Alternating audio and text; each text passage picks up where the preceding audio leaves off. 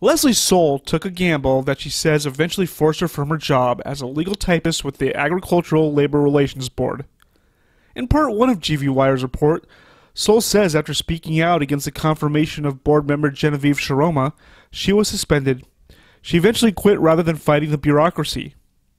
In her 3 years working at the ALRB, Soule feels the agency has a bias towards farm workers. There's an obvious bias going on here. Why are they treating these people like this? The ALRB is supposed to help settle disputes between farmers and labor. One of the biggest cases involves Gorowan farming. It has been a nearly 30-year battle between Gorowan, its employees, and the UFW. Summarizing a complex case, the UFW organized workers in 1990. Employees claim the UFW abandoned them for more than 20 years. In 2012, the UFW returned, requesting labor negotiations with Gorowan.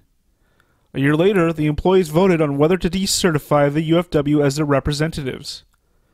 Gorowan was accused of manipulating the vote, leaving those ballots uncounted and in limbo.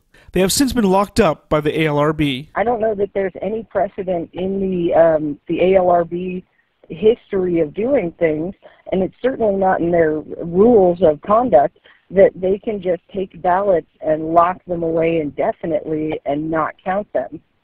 Despite the fact they're supposed to be unbiased, Soule says that's not the case with ALRB board member Catherine Rivera Hernandez. I personally heard Catherine when there was a decision in favor of Gorowan that came down from one of the appellate courts. And I was sitting right outside Catherine's office, and I heard her shriek like a banshee when she saw the decision and go, Gorowan, you know. So there was no denying that that's what she was shrieking about, but she's obviously got this bias because of what I heard.